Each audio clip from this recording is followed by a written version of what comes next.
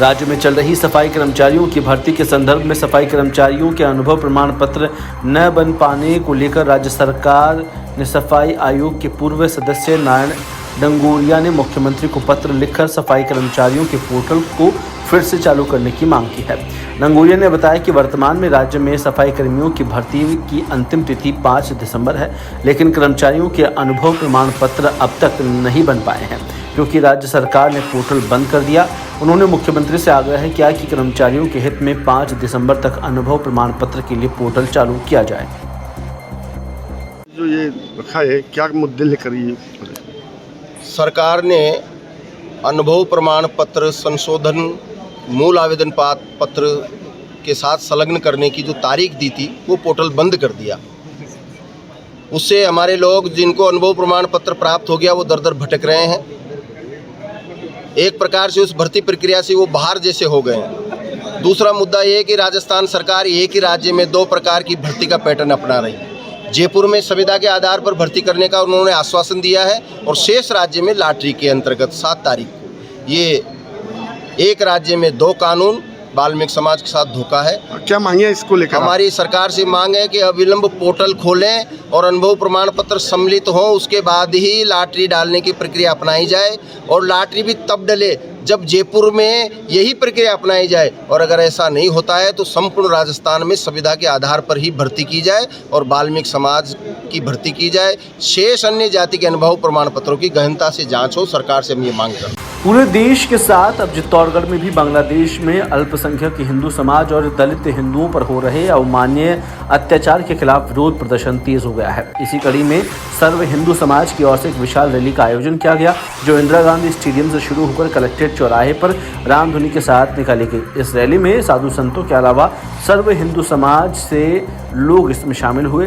Collectorate पहुंचने के बाद रैली के आयोजकों ने राष्ट्रपति, प्रधानमंत्री, राज्यपाल और मुख्यमंत्री के नाम जिला कलेक्टर आलोक रंजन को ज्ञापन सौंपा। अत्याचार हो रहा है और अब तो अत्याचार की इतनी हो गई है, समाज के साथ साथ में संतों के ऊपर देश में जो हिंदुओं पर अत्याचार, दुराचार और जो अनाचार किया जा रहा है उसके प्रति आज सर्व समाज द्वारा सभी संतों के नेतृत्व में माननीय राष्ट्रपति, प्रधानमंत्री जी और राज्यपाल को ज्ञापन सौंप कर ये मांग की गई है कि वह शीघ्र हस्तक्षेप कर हिंदुओं को बचाने में सहयोग करें। अन्यथा ये सब आक्रोशित होकर हिंदू समाज अगर रोड पर आ गया तो आने वाले समय में सरकार को भी इसका जवाब देना पड़ेगा। अतः सरकार से सभी समाज बंधुओं ने और संतों ने आग्रह किया है कि शीघ्र बांग्लादेश में जो अत्याचार हो रहे हैं उसमें हस्तक्षेप कर बांग्लादेश सरकार को जिस प्रकार से भी उनको तैयार करना हो उसे तैयार करके और हिंदुओं की रक्षा के संबंध में उचित कदम उठाने का। बांग्लादेश में जिस प्रकार से हिंदुओं के ऊपर अत्याचार हो रहा है और साधु संतों को भगवा ड्रेस देख करके जिस प्रकार से प्रताड़ित किया जा रहा है, इससे शर्मनाक हरकतें भारत का हिंदू समाज बर्दाश्त नहीं कर सकता है। भारत ने सदैव सत्य अहिंसा का संदेश दिया है और आज ज्ञापन के माध्यम से राष्ट्रपति से भारत सरकार से मांग की है बांग्लादेश सरकार पर इस प्रकार से बड़ा कदम उठाए कि वहाँ पर हिंदू पर अत्याचार हो रहा है तो अत्याचार बंद हो, हिंदू वहाँ पर शांति से रह सके, अपनी पूजा पद्धति का निर्वहन कर सके, मंदिर सुरक्षित हो सके, साधु संत सुरक्षित हो सके। ऐसा निवेदन को लेकर के आज सब हिंदू समाज ने ज्ञापन दिया है। आज जो ये ज्ञापन दिया गया है राष्ट्रपति, प्रधानमंत्री, राज्यपाल और जिलाधीश महोदय के नाम पर, इस ज्ञापन का मकसद है कि आज बांग्लादेश में जो हिंदुओं के साथ में और वहाँ पे जो संत रह रहे हैं उनके साथ में जो अत्याचार हो रहा है, अनाचार हो रहा है, उसको तुरंत प्रभाव से सरकार के माध्यम से अपील हो, रोका जाए और उसके लिए सही दिशा में कार्य किया जाए। अगर इस प्रकार का नहीं हुआ तो देश के अंदर अभी तो शांतिपूर्ण आंदोलन चल रहे हैं, समय आने पर योग बना, आवश्यकता पड़ी तो यह उग्र आंदोलन में भी बदल सकते हैं। तो इसके लिए सरकार जल्दी से जल्दी कार्य करे और संज्ञान में ले और इसको ध्यान में रख के प्राथमिकता दे। राजगढ़ कस्बे में एक गोदाम समेत 2 सूने मकानों के ताले तोड़कर चोरी का प्रयास किया गया। दरअसल गोदाम मालिक अशोक मामूड़िया ने बताया कि उनका खाद बीज का गोदाम है। प्रतिदिन की तरह दुकान बंद करके लौटे और सुबह दिखा तो दुकान के ताले टूटे हुए थे, सारा सामान अस्त व्यस्त था। तुरंत पुलिस को सूचना दी और पुलिस सीसीटीवी में कुछ संदिग्धों की तलाश में जुटी है।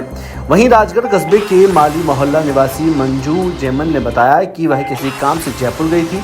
उनके मकान के ताले टूटे गए हैं, जिन्हें अज्ञात चोरों ने तोड़ दिया। पुलिस ने घटनास्थल का जायजा लिया और चोरों की तलाश में जुट गई। मैं अशोक कुमार मामूड़िया, मेरा एक गोदाम पुराना राजगढ़ रोड 700 की हवेली के सामने है। रात को मैं ढंग से पूरी तरह बंद करके गया था और सुबह जब मैं गोदाम पे आया तब मेन गेट का ताला टूटा पड़ा था। उसके बाद मेरे ऑफिस का ताला टूटा था, उसके बाद गोदाम का ताला टूटा। मेरे ऑफिस के ताले में रैक लगी हुई थी, रैक को हटाया गया, तोड़ा गया, उसमें सामान निकाल के बाहर पटक दिए गए और उसमें से मेरी जांच पड़ताल कर रहा हूँ क्या क्या गया। पुलिस को सूचना दे दी आपने? पुलिस को मैंने सूचना दे दी है। छबड़ा विधानसभा क्षेत्र के छीपा बड़ौद के हिंदू समाज से जुड़े लोगों ने राष्ट्रपति को संबोधित ज्ञापन उपखंड अधिकारी को सौंपा। इस ज्ञापन में बांग्लादेश में हिंदुओं पर हो रहे अत्याचार के खिलाफ तत्काल कार्रवाई की मांग की। इसके साथ ही उन्होंने स्वामी चिन्मय कृष्णदास प्रभु की अविलंब रिहाई की मांग उठाई है। ज्ञापन के माध्यम से हिंदू समाज से जुड़े लोगों ने अपनी आस्था, चिंता और अधिकारों के प्रति जागरूकता को मुखर रूप से व्यक्त किया। अस्थायी सफाई कर्मचारियों ने 2024 सफाई भर्ती में वाल्मीकि समाज के आवेदनों से अनुभव प्रमाण पत्र की बाध्यता को समाप्त करने की मांग को लेकर एसडीएम को ज्ञापन सौंपा। ज्ञापन में बताया गया कि राजस्थान सरकार द्वारा सफाई कर्मचारी भर्ती लॉटरी के माध्यम से की जा रही है। सभी नगरीय निकायों में चयनित आवेदनों की सूची जारी हो चुकी है। इसमें गैर वाल्मीकि समाज के लोगों के आवेदन वाल्मीकि समाज से अधिक आए हैं। ठेकेदारों ने सभी के अनुभव प्रमाण पत्र बना दिए, बल्कि वाल्मीकि समाज के लोग जो पुश्तैनी तौर पर सफाई का कार्य करने में लगे हैं, उनके आवेदन नगरपालिका व्यय में नहीं भरे हैं। कुचामन डीडवाना जिला कलेक्टर पुखराज जैन ने चाइनीज मांझे के प्रयोग और बिक्री पर सख्त प्रतिबंध लगाने का आदेश जारी किया है। इस आदेश के तहत चाइनीज मांझे के उपयोग पर पूरी तरह से रोक लगा दी है। इसके उल्लंघन पर कानूनी कार्रवाई की जाएगी। जिला कलेक्टर ने अपने आदेश में बताया कि मकर संक्रांति पर्व के दौरान जिले में चाइनीज मांझे का उपयोग अत्यधिक बढ़ रहा है। मांझा विभिन्न धातुओं के मिश्रण से तैयार होता है जो पतंग के पेच लड़ाने में अधिक कारगर है। चाइनीज मांझे का अत्यधिक उपयोग होने के कारण जान माल के नुकसान का कारण बन सकता है। बानसूर के कोटपुतली रोड पर टोल प्लाजा के पास एक भीषण सड़क हादसा हुआ, जिसमें एक बाइक सवार व्यक्ति की मौत हो गई।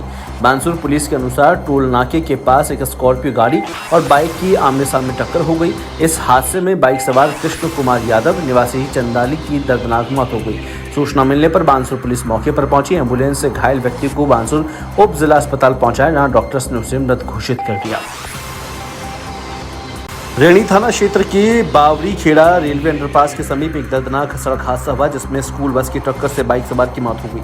मृतक की पहचान गांव रुद के बास निवासी मनीराम मीणा के रूप में हुई है, जो दूध बेचने के लिए गांव रामपुरा जा रहे थे।